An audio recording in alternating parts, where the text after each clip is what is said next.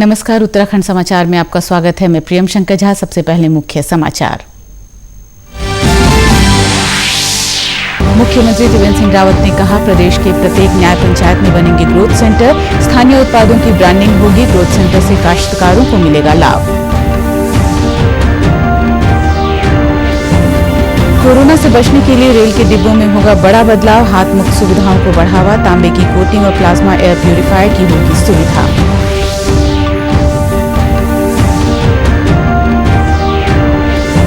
कल घोषित होगा केंद्रीय माध्यमिक शिक्षा बोर्ड की 10वीं कक्षा का परिणाम। मानव संसाधन विकास मंत्री रमेश पोखरियाल निशंक ने ट्वीट कर दी जानकारी। परीक्षार्थियों को दी शुभकामनाएं। और राज्यसभा सांसद अनिल बलूनी ने कहा, रामनगर में धनगढ़ी नाले पर पुल निर्माण को केंद्र की मंजूरी। बरसात में हर साल उफनता है यह नाला। पुल के लिए निविदा भी जारी।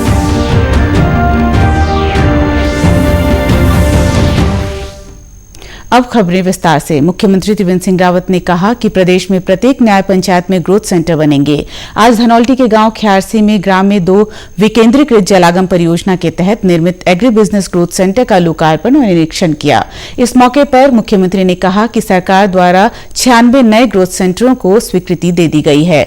इन ग्रोथ सेंटर का उद्देश्य स्थानीय उत्पाद की ब्रांडिंग, पैकेजिंग, प्रोसेसिंग इत्यादि करते हुए स्थानीय काश्तकारों को सीधे लाभ पहुंचाना है। उन्होंने कहा कि Khyarsi agri business growth center concept से भी ज्यादा विस्तृत है और अभी इसके विस्तार की और भी संभावनाएं हैं।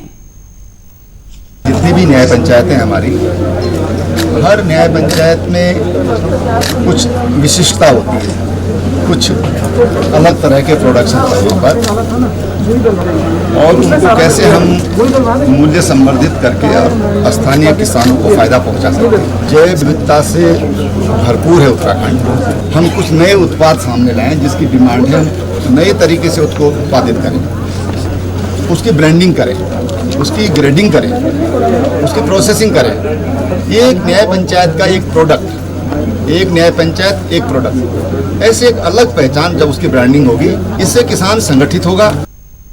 इस मौके पर मुख्यमंत्री ने इस क्षेत्र के लिए कई महत्वपूर्ण घोषणाएं की। मुख्यमंत्री ने कहा कि सरकार ने पूर्व में निर्धारित सहकारिता ऋण यानी बिना ब्याज की योजना को 1 लाख से बढ़ाकर 3 लाख कर दिया है। वहीं स्वयं सहायता समूहों के लिए यह राशि 5 लाख कर दी गई है। इससे पूर्व मुख्यमंत्री ने थत्यूर से ख्यारसी के बीच परोड़ी, बंगार, टिकरी, ललोटना व क्यारी के ग्रामवासियों से भी संवाद किया और समस्याएं सुनी। केंद्रीय मानव संसाधन विकास मंत्री रमेश पोखरियाल निशंक ने आज बताया कि केंद्रीय माध्यमिक शिक्षा बोर्ड सीबीएसई के 10वीं कक्षा के परिणाम कल घोषित किए जाएंगे। एक ट्वीट में श्री निशंक ने छात्रों को शुभकामनाएं दी। आपको बता दें कि कल कक्षा 12वीं के परीक्षा परिणाम घोषित किए गए थे। देहरादून स्थित राष्ट्रीय दृष्टि दिव्यांगजन सशक्तिकरण संस्थान के 2 प्रतिभावान बच्चों ने central board of senior secondary की 12वीं की परीक्षा में उल्लेखनीय स्थान हासिल किया है। संस्थान की दिव्यांग छात्रा कमला जोशी ने 97.60 और दिव्यांग प्रतीक जिंदल ने 95.20 अंक हासिल किए हैं। दोनों ही छात्र कला वर्ग से हैं और दोनों ही सिविल सर्विसेज में जाना चाहते हैं। छात्रा कमला जोशी चंपावत की रहने वाली हैं। प्रतीक का कहना है कि उनकी उपलब्धि में उसके अभिभावकों और गुरुजनों का आशीर्वाद और मार्गदर्शन है। Visually impaired person. Now CBSE declared 12th board examination result and I have scored 97.6%. Now I have completed 12th standard, so my short-term goal is to take best DU college, and after that I want to go in UPSC. अभी class 12 के CBSE के recently results announce हुए हैं। मेरे उसमें 95.2% आए हैं art side से, और मैं अपने परसेंटेज से बहुत खुश हूँ। मैंने पूरे इसके लिए पूरे साल मेहनत की थी और मेरे टीचर्स ने मेरे को मोटिवेट किया, इसलिए मैं उनको थैंक यू करना चाहूँगा। उनकी वजह से आज मेरे इतने अच्छे परसेंटेज आए हैं। उन्होंने पूरे साल मेरे को इतने अच्छे से पढ़ाया, पूरे साल इंस्पायर किया, मोटिवेट किया। भारतीय रेलवे ने कोरोना काल में यात्रियों की सुरक्षा के लिए पोस्ट कोविड कोच तैयार किए हैं। कपूरथला स्थित रेल फैक्ट्री ने कोरोना से बचाव के लिए यह कोच डिजाइन किए हैं। कोच में हाथों के इस्तेमाल के बिना ही पानी और साबुन की सुविधा उपलब्ध होगी। इसके अलावा copper coated handle, plasma air purifier, titanium dioxide coating वाले मटेरियल से बनी सीटों का इस्तेमाल किया गया है। नए डिजाइन में ध्यान रखा गया है कि कम से कम हाथ लगाने की जरूरत हो। कोच में फुट ऑपरेटेड यानी पैरों से दबने पर कई वस्तुओं का उपयोग किया जा सकता है। वॉश बेसिन को भी फुट ऑपरेटेड बनाया गया है। रेलवे के नए कोच में वॉशरूम में टॉयलेट के पास पैरों से चलने वाला फ्लश लगाया गया है। इसी तरह टॉयलेट में दाखिल या बाहर जाने के लिए डोर हैंडल के बजाय आप फुट प्रेस यानी पैरों के जरिए दरवाजा खोल सकते हैं। डिजाइन किए गए नए कोच में गेट के हैंडल तांबे की परत चढ़ाकर बनाए गए हैं ताकि बैक्टीरिया और वायरस से बचाव हो सके। तांबा किसी भी बैक्टीरिया को मार देता है। कोच में प्लाज्मा एयर प्यूरिफायर का बंदोबस्त किया गया है ताकि साफ हवा यात्रियों को दी जा सके और प्लाज्मा के जरिए कोच लगातार सैनिटाइज भी होता रहेगा। इसके अलावा रेल कोच में टाइटेनियम डाइऑक्साइड कोटिंग होगी। यात्रियों को वायरस से सुरक्षित रखने के मकसद से दरवाजे, handle, toilet seat, glass window, cup holder वगैरह पर टाइटेनियम डाइऑक्साइड की कोटिंग की गई है। टाइटेनियम डाइऑक्साइड वायरस या बैक्टीरियल फंगस को खत्म करता है और एयर क्वालिटी को भी बेहतर बनाता है। कुमाऊं और गढ़वाल को जोड़ने वाले राष्ट्रीय राजमार्ग नंबर 309 पर रामनगर में धनगढ़ी नाले पर केंद्र सरकार ने पुल निर्मित करने की मंजूरी दे दी है। राज्यसभा सांसद अनिल बलूनी ने बताया कि केंद्रीय मंत्री नितिन गडकरी ने नाले पर पुल निर्माण के लिए मंजूरी दे दी है। राज्यसभा सांसद के मुताबिक धनगढ़ी नाला हर साल बरसात में लोगों के लिए मुसीबत बन जाता है। हर साल कई लोग इस बरसाती नाले की चपेट में आ जाते हैं। पिछले वर्ष भी 3 महिलाओं की नाले में बहने की वजह से मौत हो गई थी। इस नाले पर पुल के निर्माण की मांग लंबे समय से चली आ रही थी। राज्यसभा सांसद बलूनी ने बताया कि नाले पर पुल निर्माण के लिए टेंडर प्रक्रिया पर काम चल रहा है। रामनगर के निकट धनगढ़ी नाले पर शीघ्र ही पुल का निर्माण कार्य प्रारंभ होने जा रहा है। यह धनगढ़ी नाला जो कि नेशनल हाईवे 309 पर है, यह रामनगर को पौड़ी से जोड़ता है। इसी से रानीखेत होते हुए पूरे कुमाऊं का मार्ग भी जाता है। बहुत ही महत्वपूर्ण मार्ग है ये। मुझे नितिन गडकरी जी की तरफ से एक पत्र प्राप्त हुआ है जिसमें कहा गया है कि उस पुल को स्वीकृत किया जा रहा है। साथ ही इसकी टेंडर की प्रक्रिया भी जारी है और निर्माण कार्य बहुत ही शीघ्र इसका शुरू हो जाएगा। इसमें बार बार हर वर्ष जनहानि होती है। इसी जनहानि को देखते हुए इससे पूर्व भी यहाँ पर 3 पर्यटक डूब के यहाँ पर मौत हो गई थी। ये पुल बनने जा रहा है। मुझे पूरी उम्मीद है टेंडर की प्रक्रिया बाद अक्टूबर-नवंबर से कार्य भी इसका प्रारंभ हो जाएगा। मुख्यमंत्री त्रिवेंद्र सिंह रावत ने लोगों को डेंगू के खिलाफ मुहिम छेड़ने की अपील की है। एक संदेश में उन्होंने कहा कि हर रविवार को सुबह 9 बजे 15 मिनट डेंगू मच्छरों से बचाव के लिए घर, आंगन और आसपास पानी न एकत्रित होने दें। उन्होंने कहा कि कोरोना के मामले बढ़ रहे हैं जबकि डेंगू के मामले भी सामने आए हैं। उन्होंने कहा कि साफ पानी का ठहराव ही डेंगू मच्छर को निमंत्रण देता है, इसलिए अपने घरों में और घरों के आसपास साफ पानी को बिल्कुल भी इकट्ठा न होने दें। हर रविवार रहें तैयार, सुबह 9 बजे 15 मिनट डेंगू पर करें वार। हमको कुछ समय डेंगू के मच्छरों को हटाने के लिए काम करना है। अपने घर के आसपास हम पानी जमा न होने दें। डेंगू का मच्छर ये साफ पानी में होता है। कोरोना महामारी को देखते हुए प्रदेश सरकार ने सरकारी अधिकारियों और कर्मचारियों के लिए नई गाइडलाइन जारी की है। नई गाइडलाइन के तहत किसी भी गर्भवती महिला, कर्मचारी या जिसके बच्चे की उम्र 10 साल से कम हो, उन कर्मचारियों को केवल अपरिहार्य स्थिति में ही कार्यालय में बुलाए जा सकेंगे। इसके अलावा 55 साल से अधिक आयु अथवा गंभीर बीमारी से ग्रसित कार्मिकों को भी केवल अपरिहार्य स्थिति में ही कार्यालय में नहीं बुलाया जाएगा। इसके अलावा क और ख समूह के तमाम अधिकारी 100% अपने कार्यालय में काम कर सकेंगे। के समूह ग व घ यह कर्मचारी की उपस्थिति 75% ही सुनिश्चित की जाएगी। वहीं शासन की तरफ से जारी नए गाइडलाइन में भी निर्देश दिए गए हैं कि ज्यादा से ज्यादा बैठक वीडियो कॉन्फ्रेंसिंग के माध्यम से ही की जाए। यदि वीडियो कॉन्फ्रेंसिंग की संभावना न हो तो बैठक की अवधि कम से कम रखी जाए। बैठक कक्ष में बैठने की व्यवस्था सोशल डिस्टेंसिंग के मानकों के अनुसार ही की जाए। बैठक में सभी प्रतिभागियों के द्वारा निश्चित रूप से फेस मास्क, फेस कवर का प्रयोग किया जाए। बैठक में केवल आवश्यक अधिकारी, कर्मचारी की उपस्थिति हो।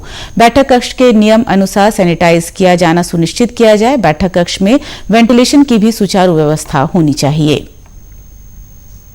कोरोना महामारी के इस दौर में बड़ी संख्या में लोग बेरोजगार हुए हैं। उत्तराखंड सरकार ने मुख्यमंत्री स्वरोजगार योजना के तहत बेरोजगारों के लिए योजना शुरू की है। उधम सिंह नगर के मुख्य विकास अधिकारी ने वीडियो कॉन्फ्रेंसिंग से स्वरोजगार के लिए आवेदन करने वाले लोगों का साक्षात्कार लिया।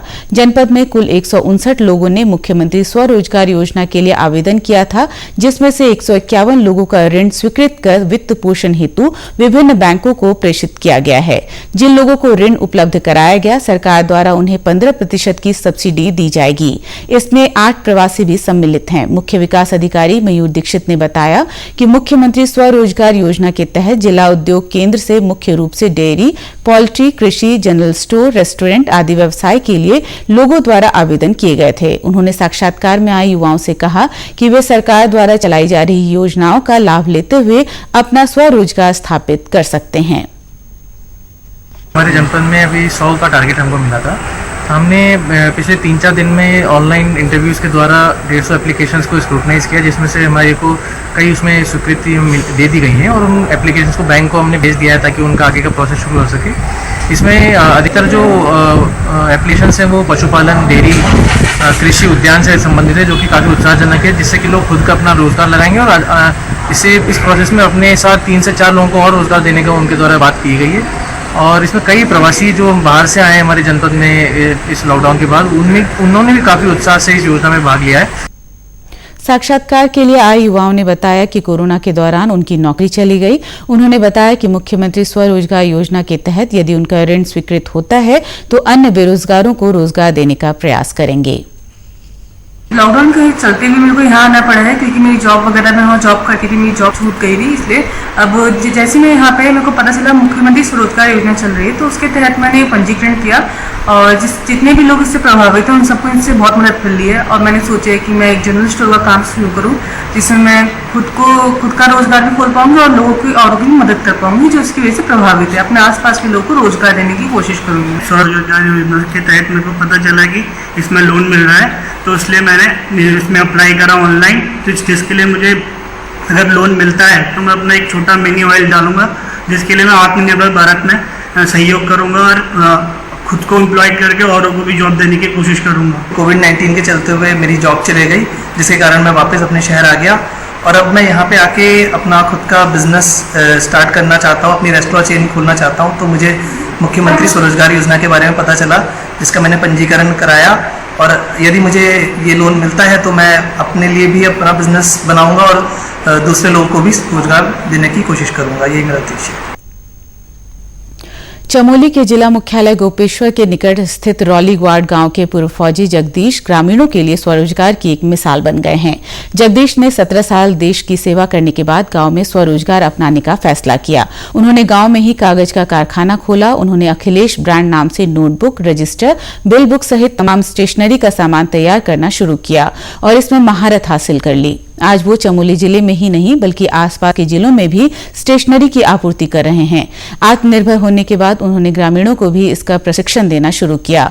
उनके यहाँ 7 कर्मचारी काम कर रहे हैं। जगदीश का कहना है कि उन्होंने केवल लोकल को ही बढ़ावा दिया है ताकि हमारे गांव के ग्रामीणों को रोजगार के लिए बाहर ना जाना पड़े और वो यहीं पर रहकर अच्छी कमाई कर सकें।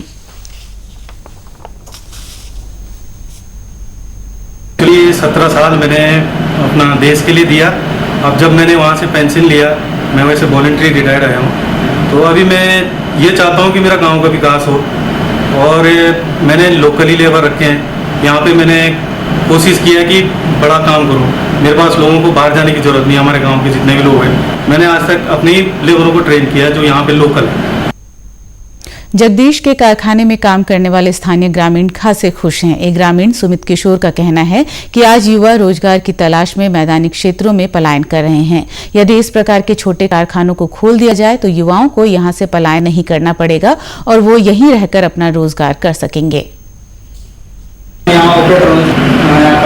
कंपनी का हमको 1 साल हो गया काम करते हुए और मुझे बहुत अच्छा लग रहा है, क्योंकि हमको यहाँ रोजगार मिला अपने गाँव में।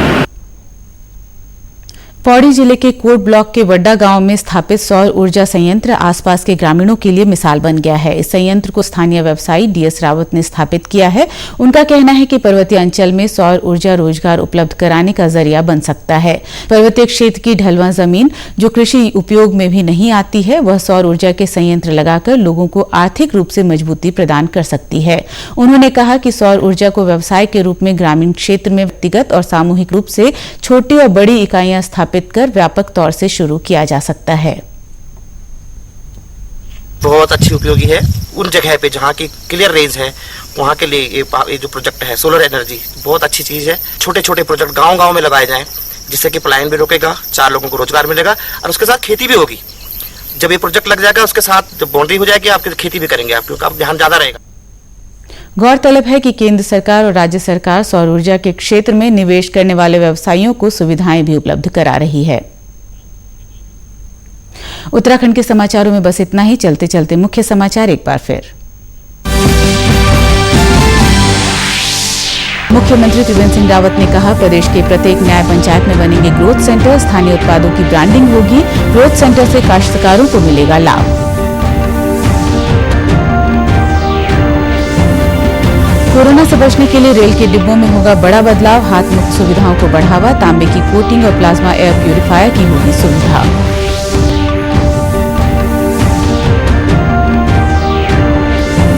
कल घोषित होगा केंद्रीय माध्यमिक शिक्षा बोर्ड की 10वीं कक्षा का परिणाम। मानव संसाधन विकास मंत्री रमेश पोखरियाल ने ट्वीट कर दी जानकारी, परीक्षार्थियों को दी शुभकामनाएं।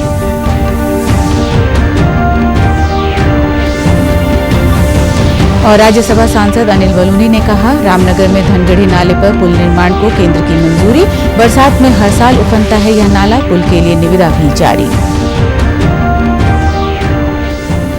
उत्तराखंड की खबरों के लिए आप हमसे सोशल मीडिया पर भी जुड़ सकते हैं। हमारा ट्विटर हैंडल है DD News_देहरादून, हमारा फेसबुक पेज है DD News उत्तराखंड और हमारे YouTube channel DD News Uttarakhand को भी सब्सक्राइब करें। इसी के साथ समाचार समाप्त हुए। नमस्कार।